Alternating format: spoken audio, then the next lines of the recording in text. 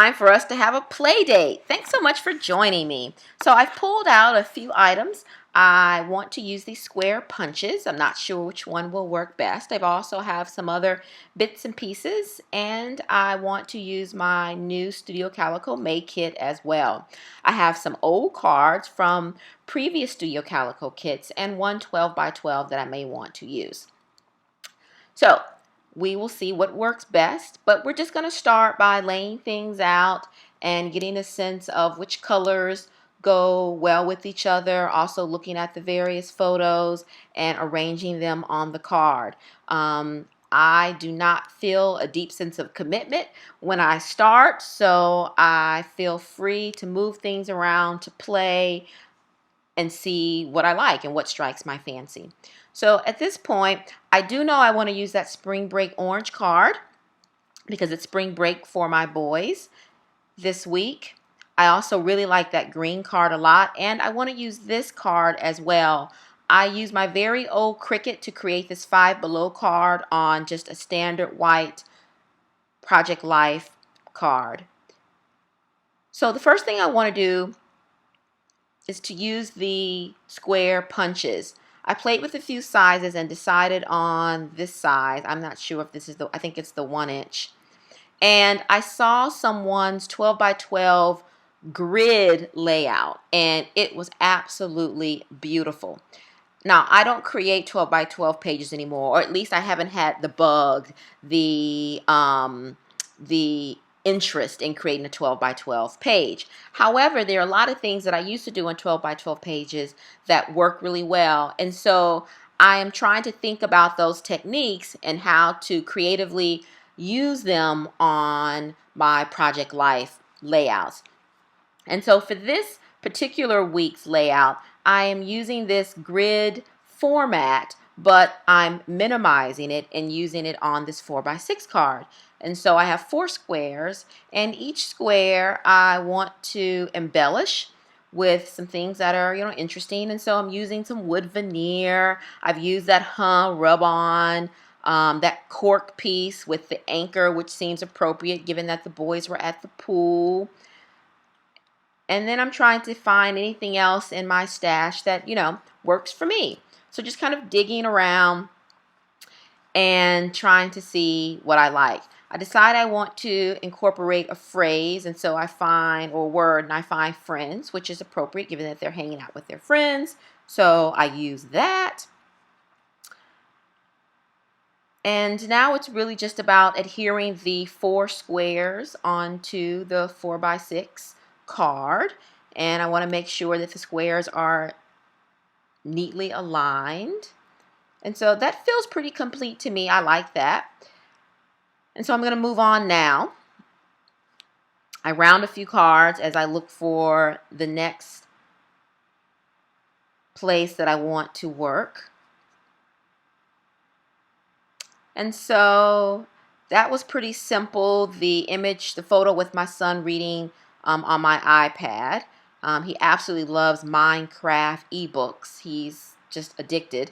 And so he's happy to cuddle in any corner and use my iPad to read. I love that.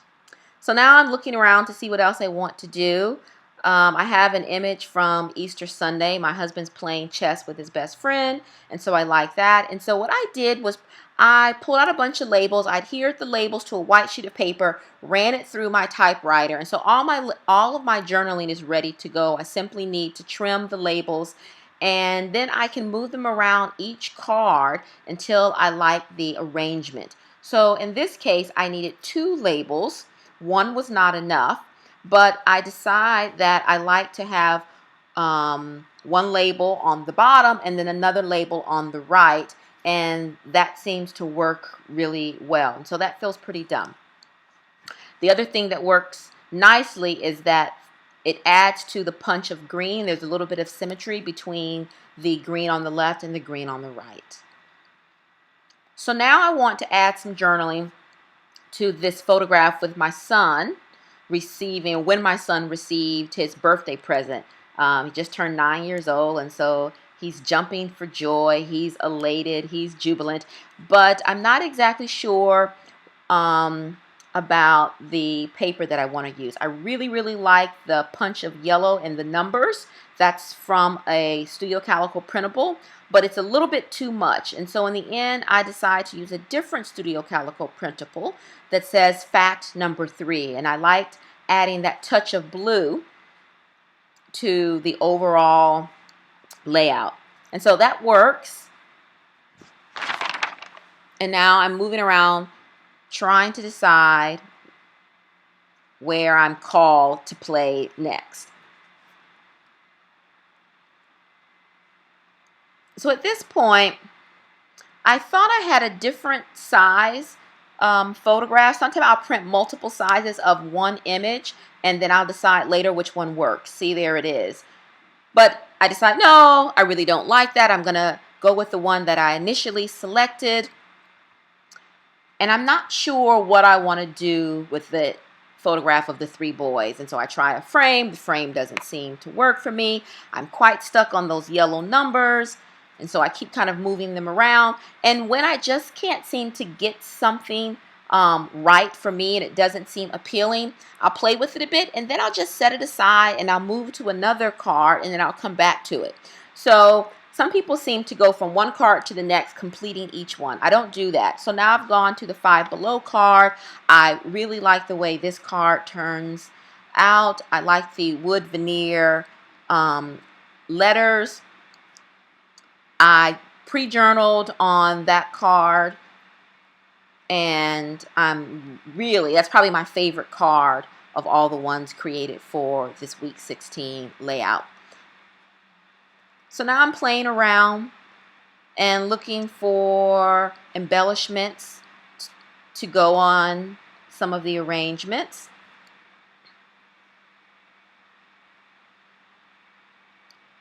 I'm looking for a couple of wood veneer letters. Initially, I thought I wanted this photograph on a 4x6. It doesn't work for me, so I trim it down, and in the end, I really like it as a 3x4. Now I'm using the May Studio Calico punch. It's really, really cute. And I want to add that to this photograph with the 3 boys. I absolutely adore labels. All labels, any size, any color. And so what I do here is to layer several labels. And then it seems that the rub-on would be a nice complement to the labels. I prefer to adhere my rub-ons to a white sheet of paper and cut it out, and then it gives me a lot of flexibility, and so I can play and decide where I want it, and in the end I decide that I actually want it up top rather than on the photograph down below. So now I've moved on to this red printable calendar. I love the bold and crispness of the red, but after I look at it for a while, I don't like the calendar, and I decide I'm going to cut it. So I chop it down and elect to use it more as a piece of paper. I'm looking for the numbers, but after I play with it, I decide don't like that, and then just out of the blue, I decide to cut the paper up into strips. I like the strips. I like the kind of energy, the unexpectedness of the strips, and so I'm going to go with that. But I'm not positive, so I sit it there before I decide to adhere the strips down. I go back to the photo with the 3 boys. I'm still playing around with it. It's not just right yet. I find a few more items that I think I want to include. It's feeling better. Move things around, taking a step back, just kind of looking, seeing where I need to add a bit or two. And finally, I go back to my title and date page. I begin to adhere the little strips, playing around with them, trying to see if I like the arrangement. I don't. I pick up the strips, I reapply them one more time, and voila, I've got it. I finally have a title page that I absolutely adore. I did not expect this to be the title page, the finished product, but I'm really, really pleased with the way that it turned out. A few stars, and it's perfection in my eyes. So I like that. And that's, a lesson. Sometimes you just have to be willing to play, to unglue, to remove until you have something that you enjoy and that you like. So now I have this one last 4x6 card. Because this layout has lots of color and it's very busy, I wanted to leave some white space, an area where the eye can rest. And so I decided to keep this very simple, no journaling, no photographs. The other thing for me is that the white space on the left side nicely complements the white space in the title page on the left. And so I'm using another label, a Tim Holtz Arrow. I like his plastic thingamabobs. And a little pop dot under that red printable tag or ticket. And so just trimming that up a bit. Gluing everything down. And I quite like the way that this final little card comes together. And again, for me, the white space is very nice. So thanks for joining. I hope you enjoy watching my process. It's not linear. It's chaotic. It is absolutely random. But I enjoy the process. I enjoy letting go and being free to change my mind. So I hope it was fun for you. I hope it was an enjoyable 12 minutes out of your day. And I hope you'll stop back and play with me again. Thanks for stopping by.